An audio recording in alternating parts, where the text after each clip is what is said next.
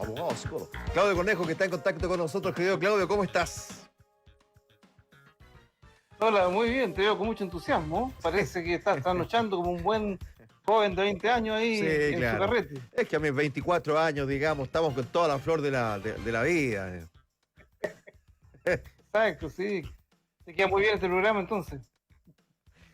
Oye, bueno, hemos invitado a Claudio para conversar de los temas de la actualidad. Y hoy día, fíjense, que hay un tema que me parece muy interesante analizar, que es la importancia que tiene para el ser humano la posibilidad de elegir, de tener la posibilidad de tomar decisiones en la vida. Aunque hay gente que le cuesta mucho tomar decisiones, ¿ah? Y hay un tema ahí, hay un tema de personalidad bastante complejo. Tomar decisiones, tienes cosas a favor y cosas en contra. Cosas a favor que puedes optar por lo que quieres. Cosas en contra que tienes que asumir también las decisiones, ¿no? Toda la vida es tomar decisiones, si no, no avanzaríamos en ninguna parte.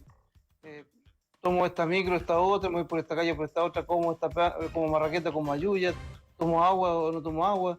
Es decir, la existencia humana es decidir constantemente. Ah, el punto de repente cuando no discriminamos eh, o no logramos jerarquizar cuáles son las grandes decisiones o las decisiones de menor importancia. Entonces ahí ya nos vamos confundiendo o cuando siento que eh, no tampoco no logro discriminar cuál tiene más peso por sobre otra. Es decir, en esa jerarquización de que uno siempre dice ya voy a comer marraqueta porque no tiene grasa, voy a comer ayuya porque es más sabrosa. Entonces siempre uno va a atribuirle alguna característica eh, que va a estar por sobre otras. De repente es más difícil, es decir, compro casa o departamento, ya el departamento tiene... Pero siempre hay alguna razón de peso en una u en otra, que pueden estar a la par. Pero nuestra vida es siempre, perdona, nuestra vida es siempre estar decidiendo. Oye, bueno, hemos conversado de este tema. ¿Por qué es tan importante tomarle el peso a este tipo de situaciones como los deberes cívicos, no? Porque claro, uno siempre exige y es parte de un derecho y un deber que tienen las personas, pero también va acompañada de ciertas obligaciones. Hay algunas personas que se están resistiendo a ser vocal de mesa, que la obligación no le gusta mucho, pero claro, cuando uno opina frente a algunas cosas, también tiene que asumir los costos que significa el poder opinar, es decir, participar, ¿no? Sí, eh, porque en la medida que opino, en la medida que tomo alguna postura a propósito de mañana o más rato votar, decidir una cosa u otra, tiene un costo, porque también me identifico con una posición. Oye, pero ¿por qué elegiste un departamento si podría haber comprado una casa? Bueno, es que siempre detrás de cada decisión hay una justificación. Y también tengo que dar la cara frente a esa decisión que he tomado. El punto es que de repente quizás es difícil dar la cara, pero más difícil es poder discriminar qué es lo mejor o lo peor, porque pueden estar muy confundidas las visiones, pueden tener poca claridad en qué es lo que más me conviene o qué nos conviene, porque uno puede decir quiero casa o departamento, pero ¿cuántos somos en la casa? ¿Qué requieren los niños? ¿Qué requiere la señora? En fin, y las mascotas. Entonces, podemos estar muy bien en un departamento, pero las mascotas, podemos estar muy bien en una casa, pero es decir, siempre hay alguna cosa, alguna decisión que nos va a situar en un contexto en el cual vamos a tener que fundamentar para poder mostrarnos con esa decisión, con una firmeza en lo que hemos decidido, en lo que estamos opinando, en mi postura, en mi visión, en mi como visión más ampliamente. Ahora, procesos como los que vamos a vivir en las próximas horas también nos hacen plantearnos de la importancia que tiene nuestro entorno y de cómo estamos dispuestos a aportar para el desarrollo del entorno. ¿Somos lo suficientemente generosos pensando en lo que viene? Porque claro, nos hemos transformado un tiempo a esta parte en unas sociedades que son tremendamente egoístas y muy personalistas, es decir, en la medida que a mí no me afecte me da lo mismo. La invitación de hoy día, los procesos democráticos, dice en relación a un bienestar, un beneficio social, ¿no? Sí, ahora recién estaba escuchando, escuché todo el programa con Evelyn, que lo entrevistabas tú, y las preguntas o los comentarios de los auditores era un poco cómo eludir la responsabilidad. Y es un deber cívico, lo plantean ustedes. Hemos aprendido a no a sacar la vuelta, ¿no es cierto? A esquivar el bulto, a no hacerme mejor que lo haga otro. ¿Quién quiere ser presidente de curso? Y yo me acuerdo, antes era profesor de castellano hace años atrás, y elegir la directiva era muy complicado. ¿Quién se ofrece para la directiva del centro de padres? Entonces yo decía, los últimos que salgan de la sala, que no alcancen a salir primero, son la directiva, a modo de broma, porque era la única forma de que pudieran comprometerse. Bueno, y ahí venía toda la cosa de la votación, obviamente, pero lo que quiero decir es que son muy pocos los líderes, son muy pocos los que nos preparan o preparamos para líderes, para que tengan una conciencia social, como lo planteas tú. Más bien somos manejados, alegamos por aquí, metemos ruido por allá, pero el asumir una corresponsabilidad, un sentir que el otro también va a funcionar si yo funciono bien, beneficio a los demás, eso se ha ido perdiendo, ha ido disminuyendo y dada también por todas las situaciones políticas, culturales, delincuenciales que vamos viviendo, que nos hace más temerosos, más inseguros y tendemos a cuidar nuestro pequeño núcleo nomás y lo demás sálvese quien pueda. Pero es una cosa también que tiene que ver con el individualismo que se ha instalado, en fin, son varios elementos que nos llevan a tener esa visión más personalista, más individualista. Sí, me da la sensación, lo conversaba un poco también a la pasada con Evelyn, de que el proceso requiere necesariamente un update, una actualización urgente, ¿no? En todo el amplio espectro. Yo sé que no es fácil, porque aquí hay mucho de traición, hay mucho de desconfianza y todo lo demás, pero desde ya la propaganda ya no tiene el efecto que tenía en la década de los 80, la década del 70, que era la década de los 80, 90, la franja televisiva, por ejemplo. En los 80 no había, porque había dictadura, pero cuando llegó la democracia, la franja televisiva fue muy decidora al momento de que las personas pudieran conocer las posiciones y tomar una decisión. Me da la sensación de que hoy día cambiaron también los medios de comunicación, las formas de comunicar. Existen hoy día muchas fake news, existen muchas opiniones y no tanta información, lo que contamina un poco todos estos procesos, ¿no? Sí, han cambiado la forma de comunicación. Yo veo una charla que tú dabas la otra vez a un grupo de radio, gente de radio, y hablabas tú precisamente de ese tema que me pareció muy interesante. Esta forma de comunicar que es totalmente distinta, totalmente atípica, por decirlo de alguna manera, para nuestra forma de entender el mundo. La comunicación va por todos lados, va por los lados, por detrás, por arriba, por distintos canales que no son los netamente tradicionales u oficiales. Eso por un lado, entonces, en vez de comunicar, terminamos más bien incomunicados. Pero además, en tiempos de retorno a la democracia, habían líderes que eran muy claros. Entonces uno tomaba cierto partido, o antes de Pinochet, habían líderes muy polarizados, que significaba que uno se banderizaba por A o por B y no había más A o B, pero ahora hay 100 detractores de A y 100 detractores de B, y los de A dicen la mitad y los de B dicen la otra mitad, por lo tanto queda todo muy confuso.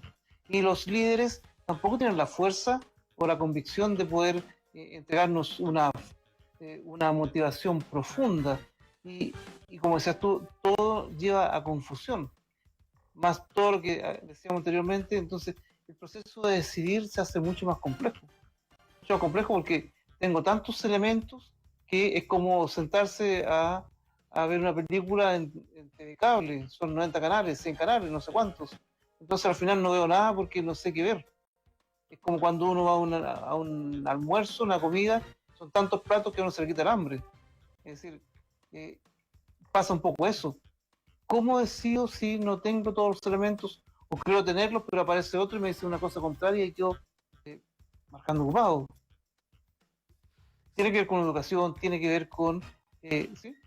No, que yo te quería acotar que claro, que de otra manera los tiempos han cambiado tan radicalmente que te aseguro que muchas de las personas que están obligadas, porque aquí hay un proceso también que cuando se dio la libertad para que fuera voluntario, bajó tal el nivel de participación que hace que no sea, que no se validen ciertas decisiones que se han acordado como sociedad tomar. Es decir, cuando hay un porcentaje tan bajo, mucha gente puede decir, bueno, yo no voté, pero sin embargo eso es lo que administra. Te aseguro que muchas de las personas que van a tener que ir a votar el próximo minuto, que es obligatorio, ni siquiera han leído ni dos hojas de la propuesta constitucional. Entonces se quedan mucho con el dicen, con lo que leyeron en redes, con lo que han visto un poco en la tele, en fin, pero que no tienen una opinión real de lo que están, de lo que están asumiendo, ¿no? Sí, el punto es que qué tan partícipes nos sentimos de algo. No sé, cuando se trabaja a nivel de empresa, de organización, los peores líderes son los que llegan con todo hecho y quieren que los demás de equipo o de trabajo se sumen a lo que trae el jefe hecho. Entonces, es muy poca la adherencia. Cuando pasa por el sentir de todos, cuando todos construyen algo, es distinto. El punto es que como tampoco queremos ser partícipes en construir nada, quedamos en esta anomia, en esta voy a ir porque tengo que ir, pero no sé qué vote, qué voy a votar. No me interesa. Ya, casi vamos a usar la misma frase que más viejo, es decir, esté el gobierno que esté, tengo que trabajar igual. Que esa frase ya no se usa, pero es una forma igual de mantenerme desinformado, porque ¿para qué si esto no va a cambiar? Ese sentido de derrotismo, de pesimismo, de no entender que las cosas se hacen en la medida que yo las haga, no en la medida que las hagan otros. Pero eso se va perdiendo.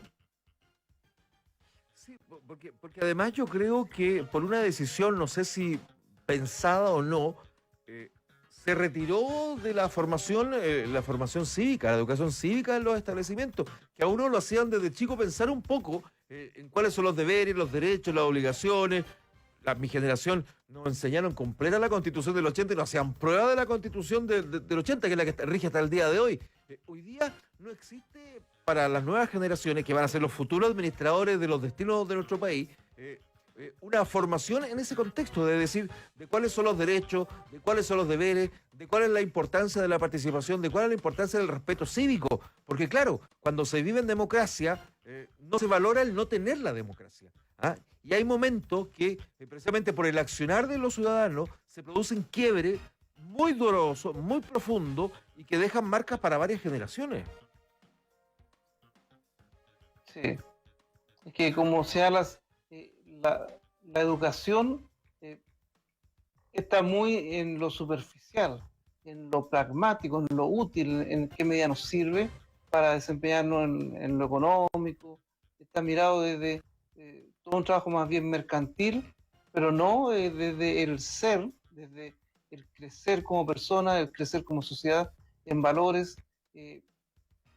Como decías tú, no está historia, eh, filosofía un año, una cosa muy superficial. Es decir, eh, las asignaturas que pueden tener un desarrollo a nivel de pensamiento, a nivel de juicio crítico, y cuando digo juicio crítico no es criticar, sino un juicio que nos permite poder reflexionar, entender las variables, los elementos que intervienen en cualquier toma de decisiones, y en cualquier contexto político, social, filosófico, qué sé yo. Eh, si eso no nos enseñan, no tenemos cómo poder tener una mirada más amplia. Y eso lo aprendemos de repente en la universidad, según las carreras que estudiamos un poco por los padres, pero ¿dónde más encontramos eso? No hay mucho más. Y quien anda metido en esa onda es un poco, no sé, hipiento, medio esotérico, cualquier nombre extraño que le podemos atribuir, porque lo real es pasarlo bien, disfrutar, un asadito, sí, un asadito, no sé, cosas como esas, pero que pueden ser muy entretenidas, pero muy superficial al momento de poder manejar mi vida, en poder decidir los destinos, incluso un poco como proyecto de hijo que puedo tener, porque hay gente de repente que dice, yo quiero que mi hijo sea feliz, pero eso es una frase tan vacía que para ser feliz, ¿qué significa que sea feliz? que tenga ciertos valores, que tenga principios, que tenga metas, quiero que vaya por aquí en la vida, que etcétera, etcétera. Es decir, la felicidad es producto de objetivos que van forjando los padres y la cultura familiar y abuelos para que ese joven sea feliz. Pero cuando decimos, lo único que quiero es que mi hijo sea feliz, es como dejar un chanchito ahí en el medio del barro y que a ver qué pasa de aquí a 10 años. Bueno, son muchas las opiniones que están llegando al WhatsApp de Bio Bio. Muchas gracias a nuestro auditorio, el más 569-9200-7888. Esto nos lleva necesariamente a pensar de que los chilenos, bueno, son pocos los chilenos que hoy día, las nuevas generaciones, por cierto, ¿no? Que entienden cómo es el proceso legislativo, por ejemplo, ¿no? No saben la diferencia entre un proyecto de ley y una moción. ¿Ah? ¿Cuáles son los trámites constitucionales que tiene que llevar para poder transformarse en ley de la República? ¿Qué leyes requieren de cierto quórum? No existe aquello. Y además que hoy día el nivel de participación es bastante baja, considerando de que los chilenos nos hemos transformado más en opinólogos de la actualidad que en protagonistas de la actualidad. ¿Y a qué me refiero con esto? Criticamos de que las cosas las están haciendo bien o mal de A o B sector de la política por determinadas cosas, pero no asumimos de que en un momento se eligió a o B persona que estaba postulándose a algún cargo. Recordemos que hasta hace muy poco, cuando el voto pasó a ser voluntario, se generaron muchas distorsiones respecto de algunas minorías que se impusieron a las mayorías. Entonces ahí se produce un fenómeno que es bastante extraño, ¿no? Desde el punto de vista estadístico, desde el punto de vista social y también desde el punto de vista político. Porque hubo un tiempo también en nuestro país donde hubo una dictadura de minorías, no sé si lo lograste percibir así, donde grupos muy pequeñitos se imponían a la grandes mayoría, ¿ah? Y hacían que todo el ritmo fuera en esos grupos pequeñitos. Tema que se trató de revertir ahora con el voto obligatorio y que genera esa desazón del público, ¿no? De los ciudadanos, del hecho de verse la obligación que participar. Sí, porque si lo miramos tal como lo dices tú, ¿por qué el Estado, y cuando decimos Estado entonces estamos entendiendo el sistema que nos regula, ha dejado fuera sistemáticamente las que nos hacen reflexionar y cuestionar? Entonces aparece una nueva dictadura que tiene que ver con una dictadura de las ideas, una dictadura en donde las personas ya no les quitamos la capacidad de reflexionar, de cuestionar, de tener elementos, de entregarle todo esto que tú estás diciendo. Y vamos quedando solo en la superficialidad. Por eso no es una cosa mágica que la gente no quiera votar. Se ensució tanto la política que ahora todos los políticos son corruptos y nos quedamos solo en eso, pero gracias a muchos políticos el país funciona. Gracias a muchos políticos que están dando un buen trabajo, todo esto va avanzando. Pero también han jugado ellos a mostrar que la política es lo peor, entonces no se metan en política, sigamos nosotros nomás en la política. Es decir, no coman torta porque la torta está mala. Nosotros nos sacrificamos comiendo la torta mejor, pero lo demás ustedes no se metan. Esto es lo peor. Entonces hay criterios ahí que nos llevan a que la gente vaya rechazando y que no está desde la visión del Estado en decir lo que tú dices, vamos a hacer que todos los jóvenes de aquí hasta 50 años más vamos a trabajar que todos tengan conciencia social, conciencia cívica, política y social, a fin de que esto sea un equipo de trabajo de veintitantos millones de personas al unísono construyendo la nación. Claro, porque no creo que esté eso tan explícitamente. Yo estoy leyendo el WhatsApp y claro, hay muchos auditores que dicen, bueno, es que hay muchos sectores que le interesa, les importa que las personas no tengan la suficiente formación, que no tengan la participación necesaria porque salen ganando ellos, digamos. En el país de los ciegos dice el adagio, el tuerto es rey. Entonces, claro, nos quejamos de que la política que es corrupto, de que los políticos son malos, etcétera, pero no hacemos nada para revertir ni ser protagonistas del proceso. Es decir, no involucrarnos, no militar en partido, no proponernos para candidatos. Son muy raras las personas que hoy día participan voluntariamente en meeting político para difundir ciertas ideas. Tienen que ser brigadistas pagados hoy día. Entonces no hay un compromiso con las ideas. Yo creo que ese es un tema interesante a analizar y tampoco como sociedad tenemos un compromiso para mejorar nuestro entorno. Es decir, el chileno que puede evadir el metro lo evade. ¿Ah? Estamos siendo testigos de cómo están desarticulando una red que hizo un robo brutal al fisco. Que robarle plata al fisco, no pagar el metro, es dañarnos a nosotros mismos. O sea, no nos preocupamos del entorno. ¿Ah? El que gana, gana, el winner es winner y el resto quedó nomás. Como se dice en alguna jerga popular, este es el país de los vivos. Pero no debiera ser así, pues debiera ser como todo bastante más parejo, ¿no? Sí, porque tal como tú dices, la gente queda mirando más bien a, a los que roban gran cantidad de plata, pero el robo, el micro robo, el robo hormiga, que es no pagar el transporte, en definitiva, estoy robando a mí mismo, estoy yo haciéndome daño a mí. Pero creemos que esos grandes son los que roban un montón, pero ¿cuánto estamos robando cada uno de nosotros? ¿Cuánto estamos dañando el sistema? Porque no pago esto, porque rudo esto otro, porque, en fin, todo lo vamos trabando, porque esa conciencia social, esa conciencia de ser parte de sentirnos chilenos, de sentir que tenemos una idiosincrasia, se manoseó tanto en algún momento que como que después nadie quería ser chileno. Después nadie quería cantar la canción nacional. La canción nacional ahora ya no se canta en los colegios. Porque fue tan terrible cantarla obligado durante tantos años, es una connotación tan negativa que ahora mejor no la cantamos. Es decir, perdemos todo lo que en algún momento nos quisieron ensalzar como que era lo máximo y ahora pasa a ser lo peor. Es decir, nos vamos jugueteando de un lado a otro y como tú decías al comienzo también, tenemos que ver cómo enfrentamos estos cambios, estos nuevos paradigmas que ni siquiera tenemos claro cuáles son. Si dijéramos vamos para allá, el Estado está diciendo queremos un hombre, una visión de hombre, queremos construir un chileno de aquí a 20 años, 30, 50 años, con estos valores, con esta idiosincrasia, con este sentido nacionalista. Y digo nacionalista porque usar esa palabra es complejo, porque nacionalismo significa adherirse ciegamente a algo, pero también podríamos usarlo en un sentido positivo, sentirnos parte de una nación. Entonces hay palabras que están muy quemadas o muy marcadas, y ahí aparecen las polarizaciones.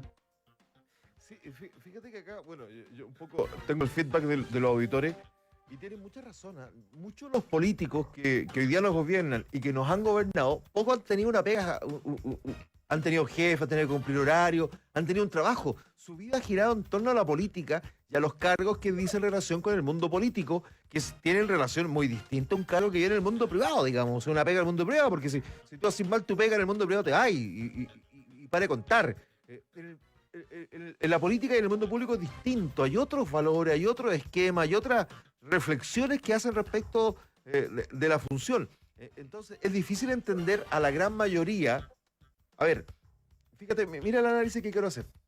Cuando hablamos del mundo de la política y hablamos de crisis como la educación pública y la salud pública, yo siempre me he preguntado, ¿por qué quienes quieren ser funcionarios públicos no se les obliga a que sus hijos vayan a escuelas públicas y se atiendan en el sistema público de salud? Porque es la única manera de que ellos sepan cómo es el sistema público. De lo contrario, ellos viven en una élite muy distinta, viven de lo público, pero su estándar de vida es mejor que el de los privados. No sé si me explico.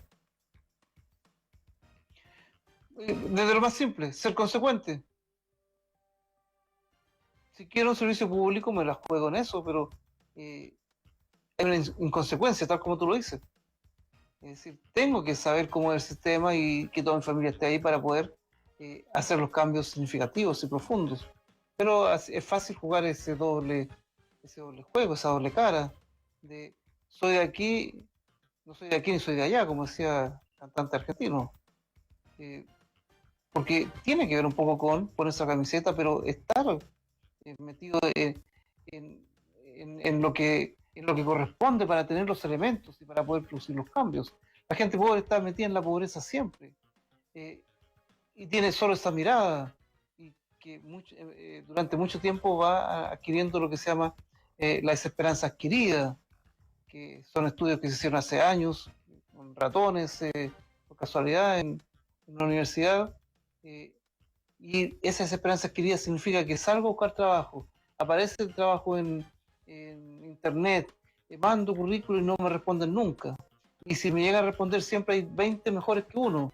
Entonces, entre gastar plata, tomar micro, mejor micro en la casa. Y empezamos las empresas queridas, a sentir que nada resulta, que no hay posibilidades de salir adelante. Y nos muestra un mundo en donde por tu esfuerzo puedes lograr muchas cosas y la persona pobre, la persona que está cesante hace un año, 2 años, ha intentado 100.000 cosas y prefiere ya dejarse estar. Claro, dice. Claro, nunca han pasado hambre, ¿cómo van a entender la pobreza? Bueno, yo creo que es un poco, bueno, yo creo que son los orígenes de la vocación política que se fue distorsionando con los años, ¿no? Eh, Habitualmente el que se dedicaba a la política eran dirigentes sociales que venían de las bases, que se relacionaban con el entorno, en fin, y que iban. Pero una vez que se adquiere poder y se adquiere dinero, llegan los procesos de la corrupción. Cuando se tiene poder, y se es influyente, eh, de- bueno, hay gente que dice que no hay hombre que no tenga su precio. Espero resistirme de que no sea así, pero da la sensación de que todo señala que es así, Claudio. Hay una teoría que habla de lo instituido eh, y lo instituyente, es decir, una persona, tal como dices tú, es trabajador, pero lo ascienden a jefe y al poco rato lo cambia su mirada, porque el rol de ser jefe o de ser político o en el cargo que uno esté tiene otros matices, tiene otros conceptos. El punto es que son tan diametralmente opuestos que cuesta comprender. eh, por ejemplo, si el tipo ha sido 15 años compañero y lo ponen de jefe, va a tener rechazo de todos sus compañeros. Porque este que ahora es jefe no puede ser un trabajador más, porque tiene que cortar el queque de otro ángulo, porque tiene ahora poder para decidir cosas que antes no podía hacer. Por lo tanto, se desplaza y pierde todo el apoyo de su grupo y va a tener un rechazo. Entonces, esa persona queda atrapada en me vuelvo atrás o me mantengo en este nuevo cargo que me significa más beneficios económicos, estatus, en fin, eh, progreso laboral o político. eh, También es complejo. El ser hijo a ser padre cambia totalmente la realidad. El ser hijo está en contra de los padres y queriendo que le flexibilicen todas las reglas y llegar más tarde a la fiesta. Pero cuando pasa a ser padre, vuelve a usar todas las reglas que le aplicaron a él. O sea, es una cosa natural que sea siempre. El punto es que no hay un diálogo después entre el que está en las bases y el que pasa a ser un dirigente. Es ahí donde se pierde la conexión. Claro, y donde los méritos no son los mismos, pues. O sea, yo vuelvo a insistir, yo creo que, eh, bueno, y pasa en otras latitudes, no tan solo en Chile, ¿no? Lo vemos en Argentina, que está en un proceso de cambio, etcétera, donde ser parte de la estructura del Estado, del establishment, te hace con ciertos privilegios que no lo tienen el resto de los ciudadanos. Vuelvo a insistir en la misma analogía. Si los políticos y los funcionarios públicos tuvieran obligación de tener a sus hijos en colegios privados y atenderse a los sistemas públicos de salud, debieran ser evaluados también con los sueldos mínimos. Es decir, si se establece que el sueldo mínimo es de 500 lucas, bueno, ellos debieran comenzar ganando ese dinero y no bonos adicionales y cosas adicionales que el resto no los tiene. Porque es la única manera de poder llegar a una igualdad entre todos. O sea, vuelvo a Argentina. Argentina es un país que tenía casi 50% de pobreza, que era muy difícil, y me da la sensación que es muy difícil revertirla en un corto plazo. En Chile, nosotros tenemos una cantidad de cesantía encubierta, pero brutal.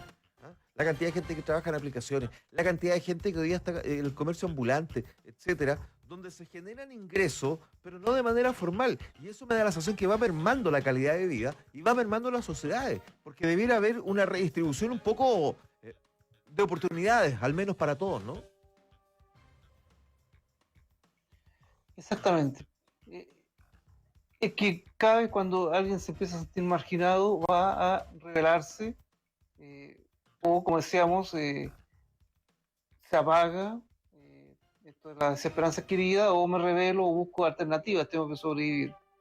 Entonces, todos los vendedores ambulantes, que hay de todo, delincuentes, de todo sinvergüenza y gente honrada, pero sea cual sea el caso, el punto es que de alguna manera, como tú dices, va mermando toda una estructura, porque eh, la gracia de una sociedad, de una organización, de una familia, es que todos los elementos sean parte de eso. Es decir, en la familia de 5, el más chiquito tiene que construir y contribuir a que la sociedad familiar funcione. Es decir, ¿qué tiene que hacer él? En la casa tendrá que poner la mesa. Si tiene 6 años tendría que hacer tal cosa, a los 8 años tendría que hacer tal cosa, porque es parte del sistema, más su responsabilidad como estudiante. Entonces, en la familia de repente se dice, tu única responsabilidad es estudiar. No, no es solo su única, es una, pero tiene muchas más. Tiene responsabilidad con sus compañeros, tiene responsabilidad con sus vecinitos del barrio, tiene responsabilidad con la casa, tiene responsabilidad con los padres y con los hermanos. Y en cada uno de esos frentes de batalla, en cada uno de esos roles, tiene un perfil que pide ese niño de 5 años, 6 años, 8 años. Y eso mismo lo aplicamos al vecindario, a la junta de vecinos, y al trabajo y a la sociedad en general. Es decir, no somos elementos neutros o desconectados, pero eso hemos ido creyendo, eso nos han ido enseñando también. Es que sabes que yo creo que diste en un punto que es clave, Claudio, que de un tiempo a esta parte, no me refiero a la generación hoy día de los niños, sino que hoy día los que tienen 25, 30 años, quizá, fue una generación que tuvo más derechos que deberes. Derecho en términos de que podía exigir una educación gratis, que podía exigir, etcétera, y está bien, pero ¿cuáles eran sus deberes? En términos de que, claro, que es la generación de hoy día que no hacía la cama en la casa, que no aprendieron a cocinar, que no tenían obligaciones con el entorno, porque los padres que criaron a estas generaciones querían una cosa mejor para sus hijos o distinta para sus hijos. Yo recuerdo de que había generaciones que a los niños a los 15, 16 años ya los trataban de insertar al mundo laboral, en las épocas de verano, en esta época de Navidad, para volver regalos, etcétera, para poder darle sentido y valor al trabajo, al esfuerzo, a que las cosas no son fáciles. Hay muchos que han terminado la universidad y nunca han trabajado. ¿Ah? En una universidad que tampoco entró por calificaciones, sino que quizás también es pagada, que es cara y todo lo demás. Entonces, trastocamos el tema de los derechos que no van de la mano con las obligaciones. ¿Ah? Porque hoy día, claro, ¿cuál es lo que se critica muchísimo? Que tenemos que ser vocales de mesa, pero no la oportunidad que tenemos de votar para cambiar las cosas. Tener que ser vocal de mesa. No sabemos que van de la mano estos derechos con las obligaciones. Y esto vemos un poco el cambio social que vivimos en todo. Hasta los matrimonios ya duran poco precisamente por eso, ¿no? Porque hay más deberes que derechos. No sé si me explico ahí. Sí. Delante nadie llamó diciendo, estoy contento porque soy vocal de mesa. Qué rico que me tocó ser vocal de mesa. Siempre quise ser vocal de mesa y ahora voy a desempeñar esa labor al servicio del país. No hubo nadie que comentara eso. Quizás hay gente que está escuchando el programa y le tocó tener esa responsabilidad. Pero es eso, es decir, hemos aprendido a exigir, a alegar, a patalear, a gritar, a levantar la voz, pero no a ser corresponsables, como una publicidad de una campaña que había hace años que decía, alguien tiene que hacer algo, alguien tiene que hacer algo. Ese anonimato, esa despersonalización de que hay un problema, pero alguien tiene que asumir el problema y tiene que solucionar ese problema. Pero es otro, no soy yo, digamos. Por lo que tú dices. Sí. Entonces, yo me salgo un problema y veo que alguien tiene que llegar a solucionarme las cosas. Pero no me transformo en un gestor, no me transformo en protagonista. Y como no me transformo en protagonista, no tengo elementos para poder tener un buen juicio, porque no tengo la experiencia de ser protagonista. Solo la experiencia de alegar y blasfemar contra todo lo que parezca establecido, contra todo lo que parezca poder. Pero si esa persona tuviera poder, ¿qué le pasaría? Quizás lo mismo que le pasa a todos, o a la mayoría, o a varios. ¿Por qué? Porque estar en el poder significa primero aprender a no alegar. O sea, si yo estoy alegando en contra de aquel o de aquella, es porque no he tenido nunca la capacidad de tener el poder para decidir cosas. En el momento que uno tiene el poder para decidir cosas, uno empieza a entender que quizás los otros también tienen razón. Pero como me he negado, o me han negado la posibilidad de desarrollarme en un papel más de dirigencia o de corresponsabilidad, eh, entonces solo me quedo como un niño chico eh, pidiendo dulces o pidiendo un regalo de Navidad que no va a llegar porque no he hecho nada por Se- obtener ese regalo de Navidad. ¿Será que lo hemos transformado en una sociedad que no tiene compromiso? Que no tenemos compromiso con la política, con el Estado, con la sociedad, con el entorno, con la familia. Es decir, y cuando hablo de compromiso es con, o sea, si tenemos que colaborar entre todos para hacer un país mejor, bueno, hay que empujar para adelante, digamos. Hay que pagar más impuestos, se pagará más impuestos. Si hay que ser vocal de mesa, se será vocal de mesa. Si hay que participar en la campaña política, se hará campaña política. Si hay que mejorar la educación, se mejorará la educación. Pero no tenemos compromiso, porque hoy día se acaban los matrimonios, no hay un compromiso, no hay un compromiso político, la gente no está militando en partidos políticos, no hay compromiso en procesos como hoy día, como en las elecciones, la gente no tiene modorra, pocas ganas de participar. Me da la sensación de que los compromisos se han visto afectados. Ya no somos una sociedad de palabra como se era antes, naturalmente, ¿no? Mm. Sí, es que todo es muy desechable. Me caso hasta para ver cómo me va, si es que me caso. O me junto con alguien para ver cómo me va. Pero si la cosa se pone complicada, nos separamos. Me meto en esta empresa o tengo amigos, pero si se complica, mando a los amigos a la punta del cerro. Si me enojo con mi padre o mi madre, me distancio. Total, tengo que hacer mi vida.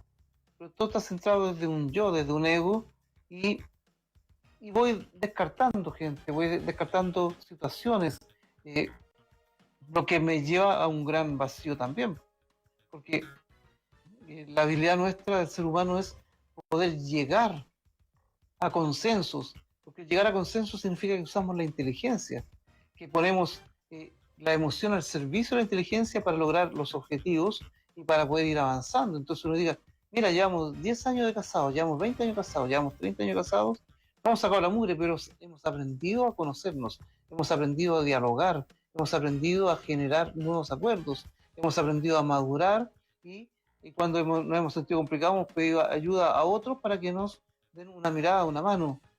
Pero eso no es tan fácil, porque hemos aprendido en este individualismo a que yo, si la cosa se me complica, me escondo, me arranco, me cambio de trabajo y listo. Me hago leso, en definitiva. Bueno, yo creo que es un gran tema, ¿eh? Yo creo que y mira la derivación que uno puede llegar, ¿no? Cuando hablamos del tema del compromiso y la oportunidad que uno tiene de poder elegir, la importancia del poder elegir. Y esto pasa al momento de tomar hasta la decisión de elegir qué tipo de vida quiero tener. ¿Ah? Si quiero, y esto, si nos vamos a un tema bastante más profundo, toda decisión de la calidad de vida o de lo que queremos para nuestra vida, decisiones que van desde lo que ocurre hoy día en el plebiscito hasta dónde vivir, etcétera, apuntan a que lo que queremos buscar es la felicidad. Yo creo que no tenemos otra función en esta tierra que ser felices. ¿Ah? La vida es una y hay que vivirla. ¿Para qué vivir y ser un martirio, digamos? Entonces, todas esas decisiones deberían aportar a ser la felicidad. Y esa felicidad va a llegar siempre y cuando en la medida que todo nuestro entorno esté mejor. Y ese entorno pasa por la familia, pasa por el vecino, pasa por el barrio, pasa por la comuna, pasa por el país. Y a eso tenemos que abocarnos, pues. ¿Ah? Sí. Tal como dices, creo que ahí quedamos bien con el tema. Cerramos bien el tema precisamente porque eh, buscamos la felicidad, pero ampliemos un poco más la mirada para ser felices. Quizás estamos siendo felices, pero podemos quizás ser más felices. Y si no estamos siendo felices, hay que buscar en el entorno que hay otros elementos que me pueden aportar. La tendencia es a escondernos y a encerrarnos. La Navidad invita a abrirnos, invita a compartir con otros. Nos juntamos con la familia, con los vecinos, los niños salen a jugar con sus regalos. Es decir, es un espacio, es un paréntesis saludable que hacemos en estos días, en donde nos abuenamos, en donde aparece un sentido de compartir. Es decir, hay muchos elementos que están a nuestro alrededor que nos pueden enriquecer y hacernos más feliz, pero en lo cotidiano, en lo simple. Pero cuando vamos teniendo esa práctica, podemos ir avanzando mucho más para generar espacios más propicios en el trabajo, en las relaciones laborales, en el barrio, en la junta de vecinos, con el caballero de la carnicería. Quizás a lo mejor meto algún partido político y ayudo a que el partido político tenga una mejor mirada con la mirada que pueda tener yo. Pero pasa por esta buena voluntad, esta mirada de existen otras maneras de ampliar la felicidad si es que la tengo, o existen otras formas de mirar el mundo para ser feliz. Porque mucha gente no está siendo feliz. Bueno, y hay que procurar hacerlo. Yo creo que no hay otra función. ¿Para qué trabajamos? ¿Para qué vivimos? ¿Para qué respiramos? ¿Para qué crecemos? ¿Para qué nos casamos? ¿Para qué buscamos el amor? Para ser felices. Y no ser felices porque no estamos cumpliendo la meta en esta vida. Te mando un abrazo grande, querido Claudio. Cuídate mucho. Listo, que esté muy bien. Saludos a todos los auditores que participan, a William, y que siga muy bien en este rato que te queda de programa. Claudio Cornejo, nuestro psicólogo, conversando con nosotros acá en el Trasnoche de la radio.